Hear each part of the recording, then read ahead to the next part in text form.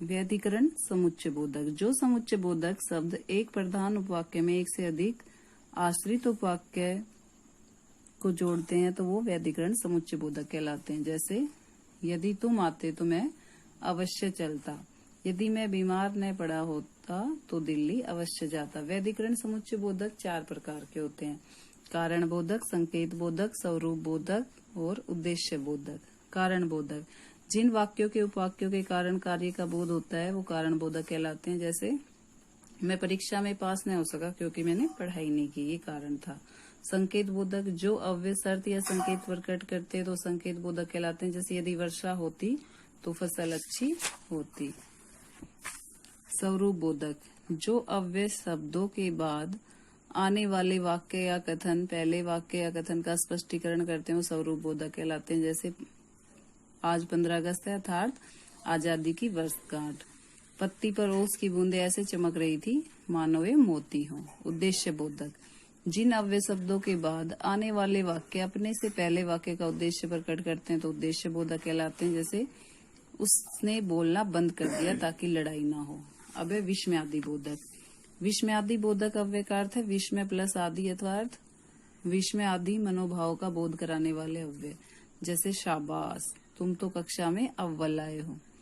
जो अविकारी शब्द हर्ष, शोक, ग्लानि, विस्मय, घृणा, लज्जा, तिरस्कार आदि मनोभाव को व्यक्त करते हैं तो विस्मयादि बोधक अव्यय कहलाते हैं।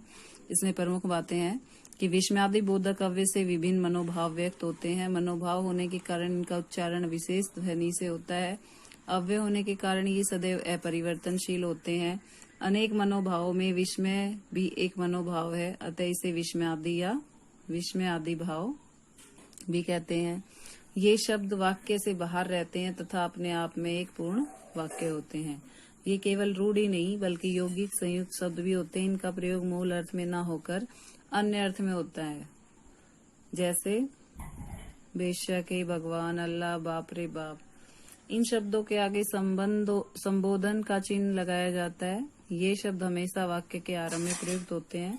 विस्मयादि बोधक अव्यय के भेद हैं। जैसे हर्ष बोधक, शोक बोधक, विस्मय बोधक, स्वीकृति बोधक, तिरस्कार बोधक, आशीर्वाद बोधक, चेतावनी बोधक, भय बोधक और संबोधन बोधक।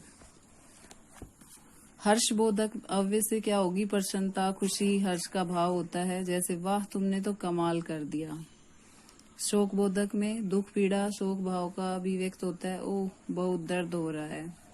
विस्मयादि बोधक में किसी कार्य या वस्तु के प्रति आश्चर्य का भाव प्रकट होता है। जैसे क्या तुम पैदल ही चले जाओगे? स्वीकृति बोधक में किसी कार्य वस्तु को स्वीकार करने का भाव अभिव्यक्त होता है। हाँ हाँ हाँ, मैं अवश्य आऊंगा।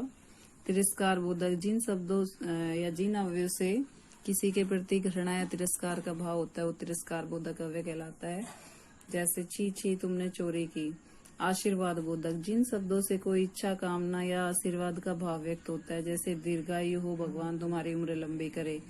चेतावनी बोधक, जिन अव्ययों से किसी की सावधान करने या चेतावनी या धमकी देने का भाव अभिव्यक्त होता है। सावधान, आगे कार्य प्रगति पर है। भय बोधक, जिन अव्ययों में डर या भय का भाव होता है भय बोधक अव्यय कहलाते। बाप रे, इतना घना अंधेरा। फिर संबंध बोधक, जिन अव्ययों से किसी को बुलाने, पुकारने या संबोधन का भाव होता है प्रकट, वो संबोधन बोधक अव्यय कहलाते हैं। हे भगवान, मेरी सहायता करो। इसके बाद है निपात। निपात क्या होता है? वाक्य के किसी शब्द विशेष के बाद लगकर उसके अर्थ को बल प्रदान करने वाले अव्यय कहलाते हैं निपात या अवधारक। जैसे भी, ही, तो, तब, तक, मात्र, भर आदि। स्वाति घर जाएगी, स्वाति घर भी जाएगी। भावना पढ़ाई करेगी, भावना पढ़ाई ही करेगी। तो इन पर क्या दिया गया है? बल दिया गया है। तो ये क्या कहलाते हैं? निपात।